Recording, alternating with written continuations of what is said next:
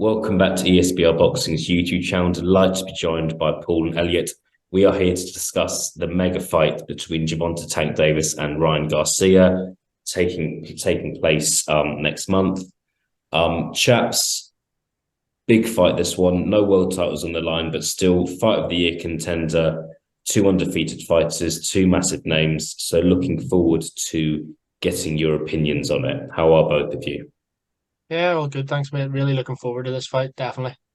Nice Yeah, I'm one. buzzing, mate. I'm Tank Nice. Davis super fan checking in. So I'm very excited for this, frankly. Yeah, no, some strong opinions for sure. I'm sure you two will disagree as you usually do. 22nd of April, Las Vegas. Gervonta Davis 28-0, 26 KOs. Ryan Garcia 23 wins, sorry, 0 losses, 19 KOs. So lots of wins there, 0 losses, lots of knockouts as well. Yeah, we've got a bit to discuss, so we'll crack on. First thing I want to ask you guys about is who has the better resume, who's got the better CV. Gervonta Davis he's had more fights, he's won considerably more titles than Ryan Garcia. But yeah, just want to compare resumes here. Paul, I'll go to you first. How would you compare these guys' two resumes? Yeah, I think both resumes speak for themselves, as you alluded to. The really high knockout percentages, both undefeated. For me, in short, I think Gervonta Davis's record. I think you probably have to say his is a bit better. He's been world champion. He's fought, in my opinion, a higher caliber of fighters who perhaps maybe weren't massive names at the time, who have come on to be big names after fighting Gervonta Davis. Like for example, Isaac Cruz. If people didn't really know much about him, then he fought Gervonta Davis, gave Gervonta Davis a good fight, and now look, Isaac Cruz knocking on the door again for a world title shot and is a danger in the division. Obviously, you've got the Leo Santa Cruz fight. That's a good win for me, even though Leo Santa Cruz was inactive and has he even fought since? I'm not even sure, maybe once or twice. But like that knockout and everything of Leo Santa Cruz, they're kind of the ones for Gervonta Davis that jump out at me so far. Obviously, Ryan Garcia has some notable wins too. You know, your Luke Campbells and the like. But for me, I slightly favour Tank Davis in terms of resume. Yeah, I think most people would agree with that. Gervonta Davis, 3 out of his last 4 opponents have been undefeated until they've come up against him, and he's beaten them all by stoppage, which is what he does. Elliot, would you agree with Paul? Is that resume superior to Ryan Garcia's? Yeah, I think it is, frankly, but I think it's actually quite close. I mean, you've said to me before that I sort of pick holes in people's sort of resumes, perhaps unfairly. But I think when some of those wins, I think that Davis does have, like Gamboa, even Santa Cruz to a degree. You go, well, Gamboa is like quite old when he fought Davis. Similarly, Santa Cruz kind of coming up as well. Like, but I think the Isaac Cruz one stands out as well as being a good victory. I still feel like this is actually probably a bigger fight for Tank Davis with regards to coming out than perhaps it is for Ryan Garcia. I feel like Ryan Garcia victory against Fortuna was decent. Fonseca was good. Luke Campbell. I feel like he's actually got some good names on there, but I'm gonna have to agree with Paul. Like I said, I'm a sort of Tank Davis super fan, so it doesn't allow me to say that Garcia's resume is better. But I think it's actually really close. I think some of those fights that Garcia has had have been sorry, not Garcia, that Tank has had have been kind of at the right time and sort of look good on the record, when in reality some of those fighters were past their best, frankly. So I think it's a big night for him, to be perfectly honest. Yeah, I think going off topic slightly, Ryan Garcia is clearly a great talent, but I'm not sure many kind of mediocre boxing fans, when I say mediocre, I mean between a casual fan and a hardcore fan, could name that many of his opponents. From being honest, I feel like as British fight fans, we remember the Luke Campbell fight from a couple of years ago, Javier Fortuna in his last fight.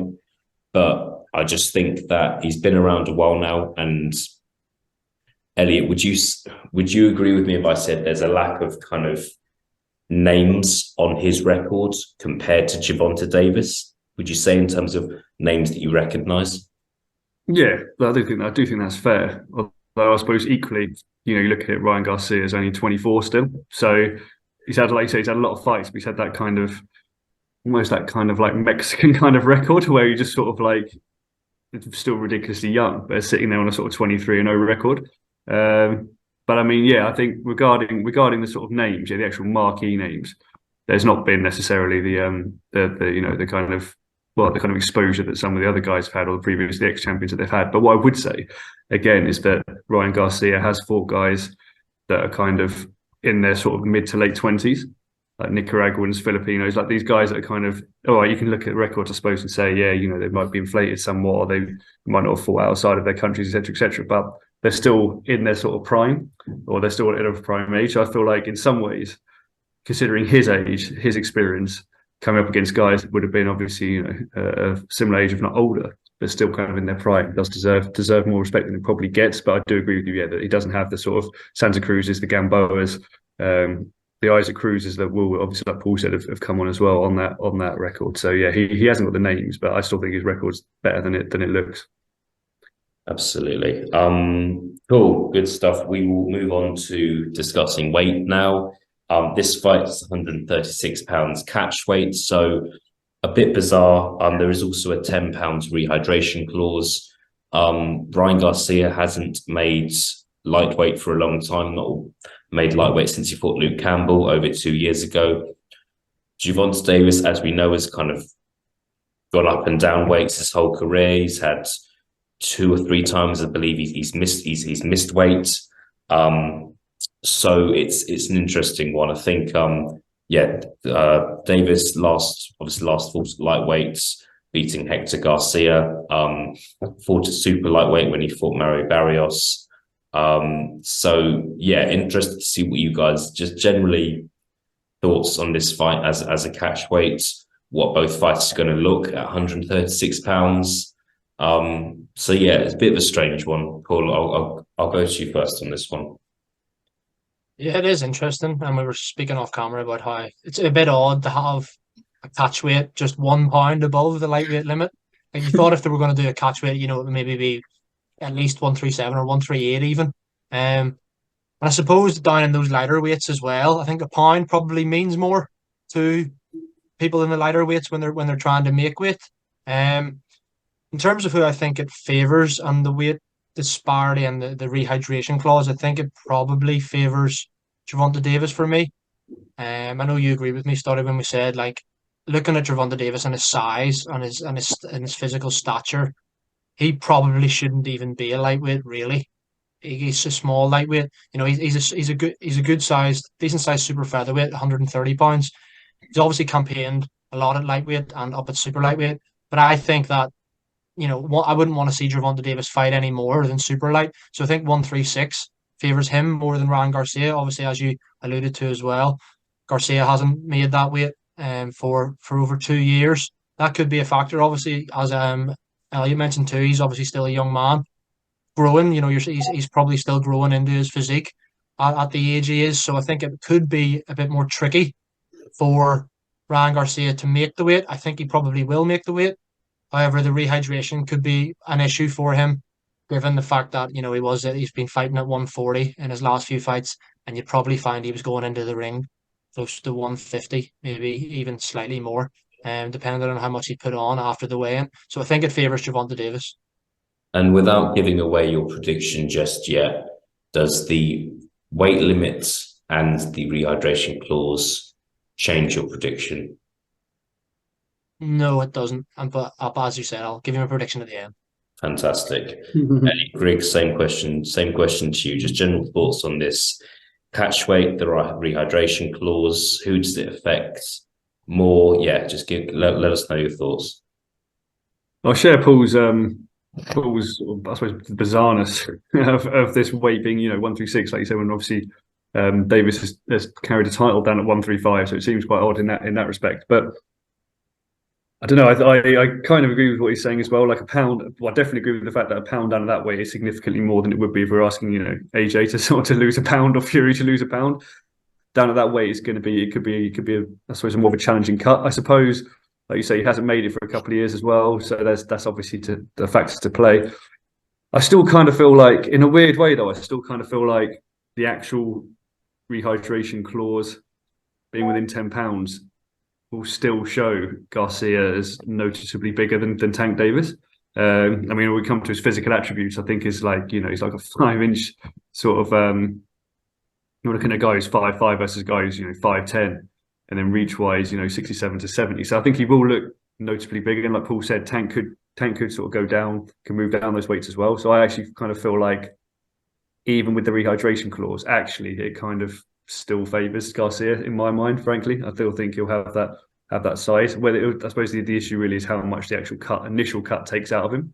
But I still feel like the fact that he's allowed to go back up potentially, to some ways a lot more comfortable. Whereas Tank necessarily obviously can go up, but can make that weight a lot easier. I won't really necessarily want to go up that much. I think it kind of favours Garcia, to be perfectly honest. Interesting, good stuff. No, looking forward to this one now. The weigh-in's going to be fascinating as well. Moving on to what happens post-fight, chaps. This is a big fight, 2 highly rated fighters, but no world title on the line. Some people are big fans of pound for pound lists. Some people not so much. Is the winner of this fight in your top 10 pound for pound list? Do you think they're kind of going to be recognised as one of the top elite fighters in the world, or not really? Elliot, I'll go back to you. So hard, man. So hard. I think, like you said, that division down the lightweight is stacked with people that you could essentially stick on a pound for pound list. So if you're talking like top 5, no, frankly. But if you're talking maybe squeezing themselves in, maybe the top 10, possibly. But I think, to be honest with you, both of them would need maybe one more after this to sort of get on that list for me. I think there's almost like a lock. The top 5 is essentially locked, and then you kind of from sort of 6 to 10 maybe. But I would, even being a Tank Davis super fan, I think it depends. It depends on the method of victory as well. Say either of them comes out and stops the other one convincingly in like a couple of rounds, you go, oh shit! Like that seems to always happen, doesn't it? Like someone comes out with the big victory like that, and you stick him on the pound for pound list. But there are certain names that are removable on that pound for pound list at the moment. So for me personally, I think record-wise, it might need one more fight for either of them down at lightweight to sort of cement themselves on that list. Yeah, I think one thing for me is if Garcia wins this fight, how can you have him on the top 10 pound for pound list when he's not won a world title? That would be my issue there. I'm not a fan of pound for pound lists personally, but that would be my kind of pick. Is this fight, as great as it is, it's not for a world title. It's it's not at an actual weight, so it's a bit of a strange one in that respect. Paul, what are your thoughts on this? Completely agree with what Elliot said, and yourself there as well, Stoddy. I don't think you can really put a winner inside the top 10 here. However, in saying that, I wouldn't be surprised if the Ring magazine or someone came out with a pound for pound list post fight and the winner was in the top 10. It wouldn't surprise me. Yeah, as Elliot said, I think you've got the top 5. You've got your Usyks, your Canelos, your Crawfords, Furies, Inoue. Everyone Inoue, yeah, Ram Burnett. You've got everyone like that. Then obviously between 5 and 10, you've probably got other champions like the likes of Errol Spence and people like that. So I don't think you can put either inside the top 10. Top 15 maybe. Just outside the top 10, I could see that. But as you correctly said, Studdy, there's world champions who are unified in their division, even undisputed champions. You look at Charlo, for example, who has all of the belts in his division. Is he a top 10 pound for pound fighter? Do you know what I mean? So you can't have someone like Ryan Garcia or Gervonta Davis ahead of somebody like that, in my opinion. Great. No, okay. No, I think I agree with both of you there, but it'll be interesting to see what other people think, what other people are saying post-fight as well. Couple of questions left, chaps. I'm going to do predictions now. We are, 3-4 weeks away from the fight now. I generally don't know who the favourite is on this, if I'm being completely honest. It wouldn't surprise me if it was slightly Gervonta Davis, but I could be wrong about that. Gervonta Davis is 2-5 to win, and Ryan Garcia is 2-1, I think. Fair enough. Sounds about right to me. What are you guys? If you guys had to give a prediction now, Yeah. I want to hear it. Paul, what is your official prediction for Gervonta Davis versus Ryan Garcia?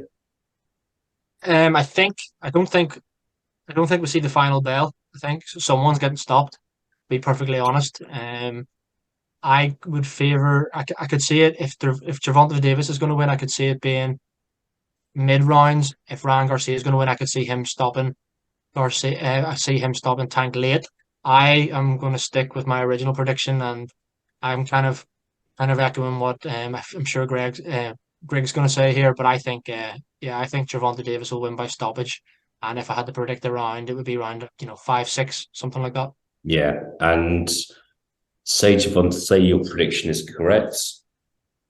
Where do you want to see Gervonta Davis go next? Obviously, do you think he kind of, I don't want to feel weird saying drops down to lightweight because it would only be dropping by a pound, but in my opinion, the lightweight, look, it's an incredibly star-studded division. We've obviously got Devin Haney Lomachenko coming up as well.